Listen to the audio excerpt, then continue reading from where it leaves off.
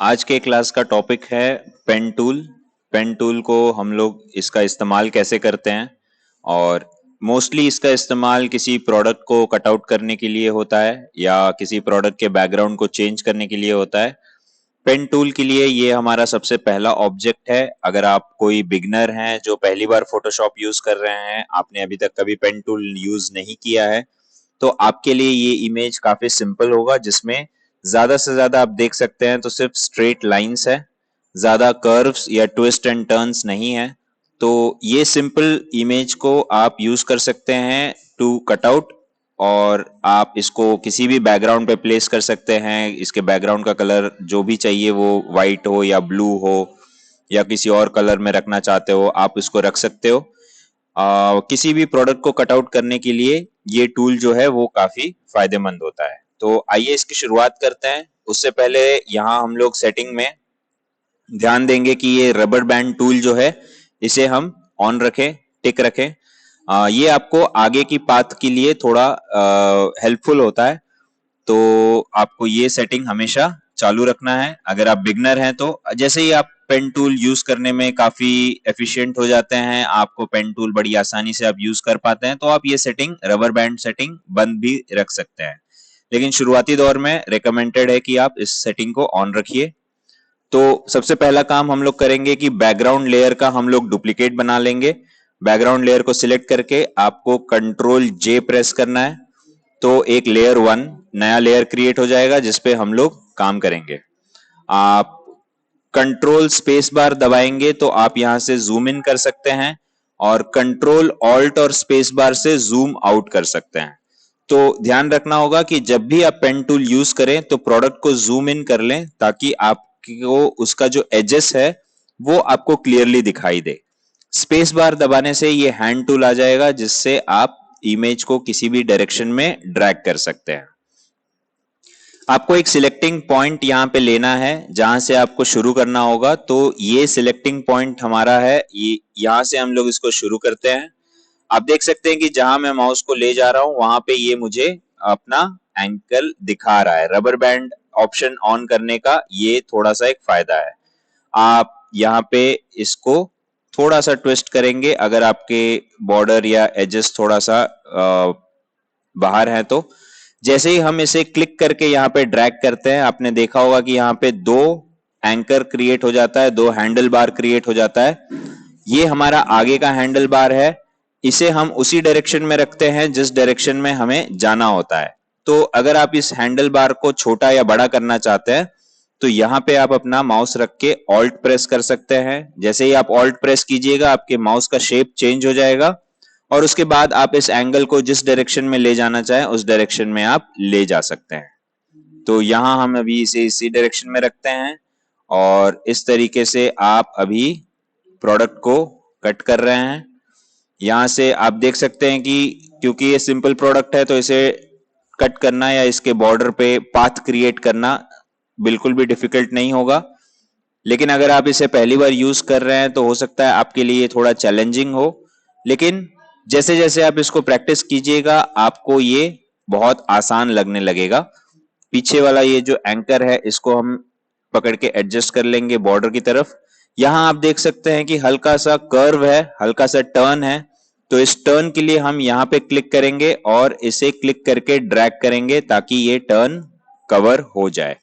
तो आप देख सकते हैं कि यहां पे जब हमने इसको इस तरीके से ड्रैग किया है तो ये प्रॉपरली कर्व ले रहा है। अब आप इसे जूम आउट कर सकते हैं और आप इस प्रोडक्ट के डायरेक्शन में मूव करते जाइए।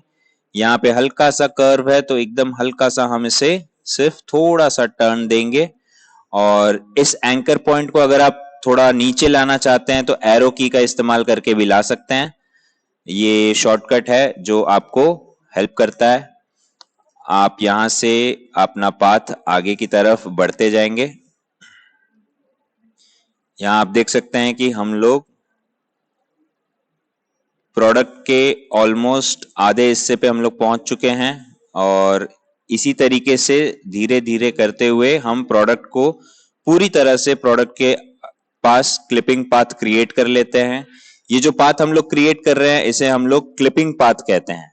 पेन टूल ज्यादातर पाथ क्रिएट करने में यूज होता है, जहां पे आप प्रोडक्ट के इर्द गिर्द पार्ट क्रिएट कर देते हो उसके बॉर्डर पे।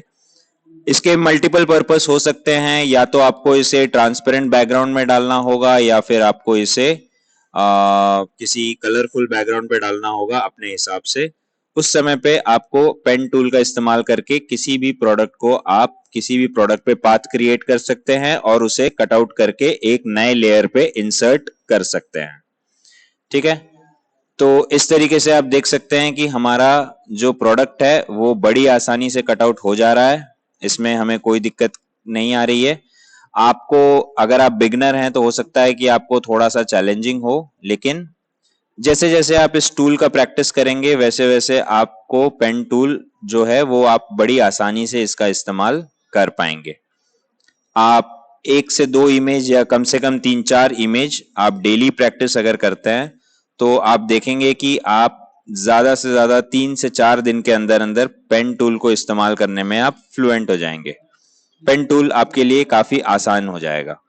ऐसे ये काफी आसान है पहले से, लेकिन क्योंकि अगर हम बिगनर हैं, अगर हमने कभी इसे यूज किया नहीं है, तो ऐसे सिचुएशन में आपको हो सकता है कि ये थोड़ा सा चैलेंजिंग लगे, लेकिन जैसे जैसे आप इसके प्रैक्टिस करेंगे वैसे आपका ये पेन टूल आपको बहुत आसान लगने लगेगा। तो आप देख सकते हैं कि हम लोग ऑलरेडी मोर देन 50% इमेज हम लोगों ने कंप्लीट कर दिया है, और इस तरीके से हम बस यहाँ पे पाथ क्रिएट करते जा रहे हैं। काफी सिंपल इमेज है, जैसे जैसे आप सिंपल इमेज पे प्रैक्टिस करेंगे वैसे वैसे आपकी फ्लुएंसी जो है वो बढ़ते जाएगी, और धीरे धीरे आगे के क्लास में हम लोग इसकी कॉम्प्लेक्सिटी को इंक्रीज करेंगे, प्रोडक्ट के कॉम्प्लेक्सिटी को हम लोग इंक्रीज करेंगे। अब आप देख सकते हैं कि ये जो मेरा पाथ है यहाँ पे ये हल्का सा ऊपर की तरफ चला गया है, तो इसे अगर मैं नीचे लाना चाहता हूं तो इसके लिए मैं एरो की का इस्तेमाल कर सकता हूं। डाउन एरो प्रेस करके मैं इसे नीचे की तरफ ला सकता हूं। ठीक है, तो अगर कोई एरर हो जाए तो कोई डरने वाली बात नहीं है। अगर वो एरर रेक्टिफाई नहीं हो पाएगी, अगर ऐसा कोई एरर है तो उस केस में आप कंट्रोल Z दबाएंगे बैक्स पे, एक स्टेप पीछे जाने के लिए कंट्रोल Z का ऑप्शन यूज करेंगे, और आप देख सकते हैं कि बड़े आसानी से एक बहुत सिंपलिस्टिक वे में हमने ऑलरेडी इसको इस्तेमाल इसका कर दिया हुआ है। और ये जो है अभी हम लोग लास्ट पॉइंट पे आ रहे हैं, और लास्ट पॉइंट पे जो भी पॉइंट से हमने इसको शुरू किया है आप एंड हमेशा उसी पॉइंट से करेंगे।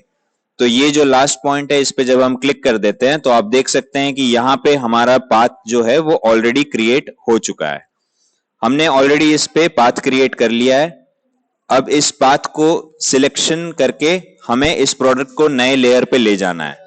तो आप इस पे राइट क्लिक करेंगे और फिर यहां पे आपको एक ऑप्शन दिखेगा मेक सिलेक्शन का। जैसे ही आप मेक सिलेक्शन करते हैं तो एक प्रॉम्प्ट आएगा जहां पे आपको फेदर रेडियस कितना रखना है ये पूछा जाएगा।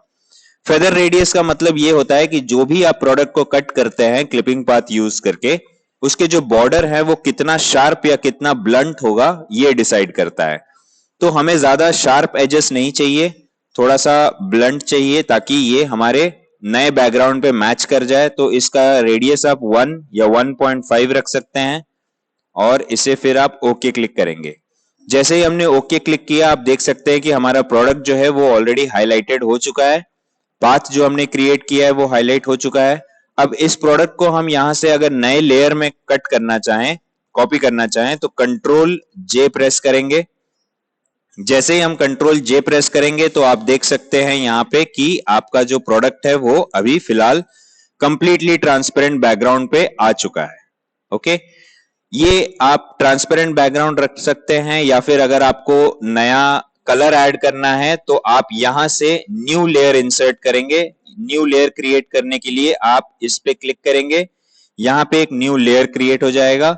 ये एक ब्लैंक लेयर है, ट्रांसपेरेंट लेयर है। अगर आप यहाँ पे लेयर ऑन ऑफ करते हैं तो आपको पता चलेगा ये बड़ा ट्रांसपेरेंट लेयर है। इस पे अगर आप कलर फिल करना चाहें तो यहां से आके आपको जो भी कलर चाहिए आप उस कलर को यहां से सिलेक्ट कर लें। जैसे ही आपने कलर को सिलेक्ट कर लिया ओके कर दीजिए। अब आप देख सकते हैं कि यहाँ पे मेरा सिलेक्टेड कलर जो है वो रेड कलर है। अब इसको मैं इस बैकग्राउंड पे फिल करने के लिए कंट्रोल बैक स्पेस दबाऊंगा और मेरा ये जो कलर है वो इस बैकग्राउंड पे आ जाएगा इस तरीके से। तो आप देख सकते हैं कि अगर मैं ट्रांसपेरेंसी हटा दूं, ये लेयर को ऑन या ऑफ करता हूं तो कलर हट जाता है। आप इसी तरीके से कोई और कलर अगर देना चाहते हैं, येलो कलर देना चाहते हैं तो आप येलो कलर दे सकते हैं, ग्रीन देना चाहते हैं ग्रीन दे सकते हैं। आप जो कलर देना चाहें यहाँ पे आप सिलेक्ट करके उसे ओके कर दीजिए और फिर कंट्रोल बैक स्पेस दबाने से हमारा जो प्रोडक्ट का कलर है वो चेंज हो जाता है। ठीक है, इसी तरीके से आप इस प्रोडक्ट के आप दूसरे इमेज को, जैसे ये इमेज है, इसे भी आप कट आउट कर सकते हो।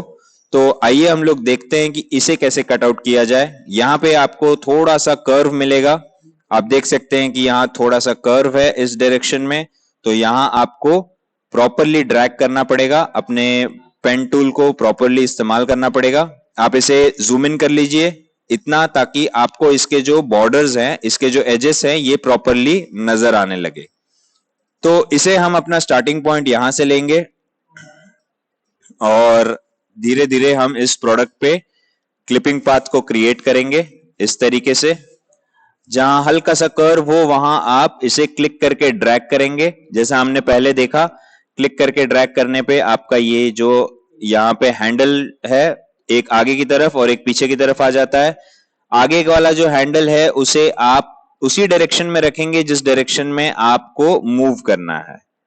ठीक है, तो ये इस तरीके से मूव हो गया। और अगर कोई एडजस्टमेंट पीछे वाले पॉइंट्स पे करना है तो आप ऑल्ट प्रेस करके इस हैंडल का इस्तेमाल कर सकते हैं अपने प्रोडक्ट के एजेस पे क्लिपिंग पाथ को प्रॉपरली प्लेस करने के लिए।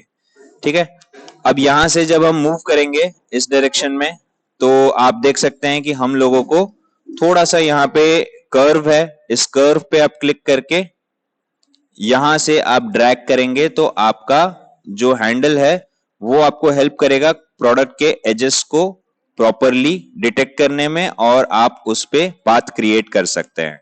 ऑल्ट प्रेस करके आप इस हैंडल को आगे की डायरेक्शन में एडजस्ट करते जाइए और यहां से आप जब इसे कर्व करेंगे तो ये प्रॉपरली इसके बॉर्डर पे जाके सिलेक्शन हो जाएगा। ये ज्यादा कॉम्प्लिकेटेड है नहीं, काफी आसान है। जैसे आप इसको प्रैक्टिस कीजिएगा आपको पता चलेगा कि ये जो टूल है ये काफी इजी टूल है, प्रैक्टिस करने पे है। जितना आप प्रैक्टिस कीजिएगा उतना ज्यादा आप इस टूल को लेके कॉन्फिडेंट हो पाइएगा और आपका जो पाथ क्रिएशन का जो स्पीड है वो बढ़िया से इंक्रीज हो सकेगा। तो आप देख सकते हैं कि यहाँ पे हम लोग ऑलरेडी इसको आधे से ज्यादा पे हमने पाथ क्रिएट कर दिया हुआ है। किस तरीके से हम आगे का एंकर उसी डायरेक्शन में एडजस्ट कर रहे हैं, इसके हाइट को भी एडजस्ट करना काफी जरूरी है। अगर मेरे ये आगे का एंकर अगर बड़ा होता है तो इस तरीके से वो आगे के पाथ पे मेरे प्रॉब्लम क्रिएट किएगा। क्योंकि रबर बैंड है तो आप देख सकते हैं यहाँ पे ये रबर बैंड जो है वो आपको आगे के पाथ के लिए डायरेक्शन देता है। यहां से आप इस पाथ को इस तरीके से एडजस्ट करेंगे और ध्यान रखेंगे कि आपका एंकर उसी डायरेक्शन में हो जिस डायरेक्शन में वो होना चाहिए। अब यहां से जब आप इसे इस तरह से ले आते हैं तो हल्का सा यहाँ पे कर्व है, इस कर्व को आप प्रॉपरली एडजस्ट करते हुए आगे के डायरेक्शन में मूव करेंगे।